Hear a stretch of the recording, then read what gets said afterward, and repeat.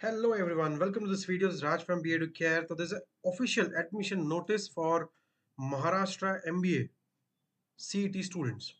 तो आपका जो एडमिशन प्रोसेस है वो चालू हो रहा है। तो मैं आप लोगों को कुछ इंपॉर्टेंट चीजें बता देता हूँ।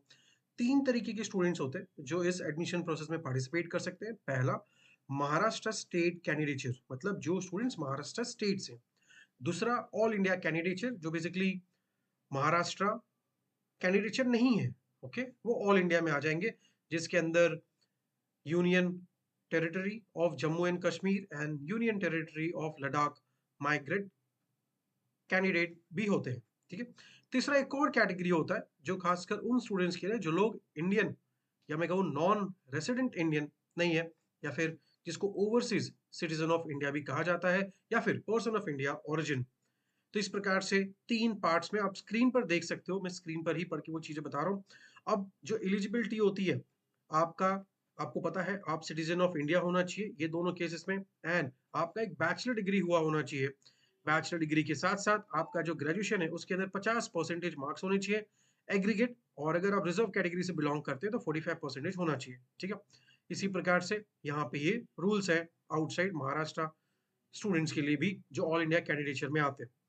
अब एक सबसे बड़ा जो सवाल आता है काफी सारे स्टूडेंट्स के मन में कि क्या हम जो कॉलेजेस है उसके अंदर सीईटी के बिना भी जा सकते हैं।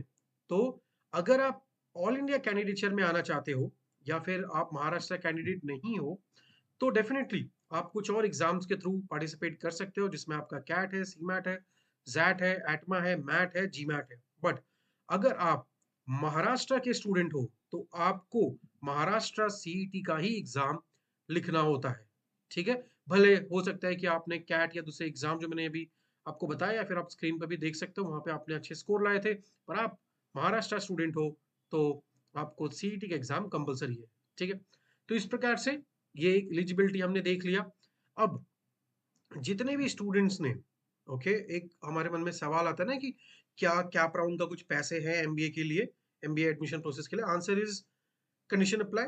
तो बेसिकली जितने भी स्टूडेंट्स महाराष्ट्र स्टेट स्टूडेंट्स के हैं जिन्होंने महाराष्ट्र सीईटी का एग्जाम लिखा था, उसके लिए इसके लिए कोई भी पैसे नहीं देने होते। बट जो स्टूडेंट्स महाराष्ट्र सीईटी का एग्जाम नहीं लिखे थे, ऑल ऑल इंडिया कैटेगरी में आना चाहते हैं, और जो दूसरे एग्जाम्स लिखे थे कैट, सीमैट, जैट, एटमा, मैट या फिर जीमैट, उनको वो पैसे देने होते हैं जो सीईटी का फॉर्म फिलिंग का फीस होता है, विच इज 1200 रुपीज, और रिजर्व कैटेगरी स्टूडेंट्स का 1000 रुपीज, तो ही वो देना होगा।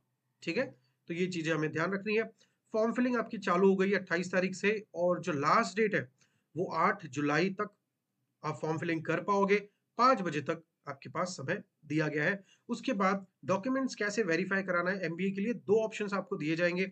एक, आप ऑनलाइन मोड में वेरिफिकेशन करा सकते हो, या फिर दूसरा आप फिजिकली आपके जो डॉक्यूमेंट्स है उसको वेरीफाई आप करा सकते हो। ठीक है। तो अगर आप ऑनलाइन कराओगे तो आपको सारा चीजें अपलोड करना है 9 तारीख तक।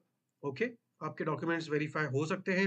एंड अगर आप चाहोगे कि मुझे फिजिकली जाना है, तो वहां पे काफी सारे ऑप्शंस दिखते हैं। आप जब फॉर्म फिलिंग करोगे तो फॉर्म फिलिंग का डिटेल वीडियो हमारे चैनल पे बहुत जल्दी आ जाएगा, आप उसको एक बार देख लीजिएगा।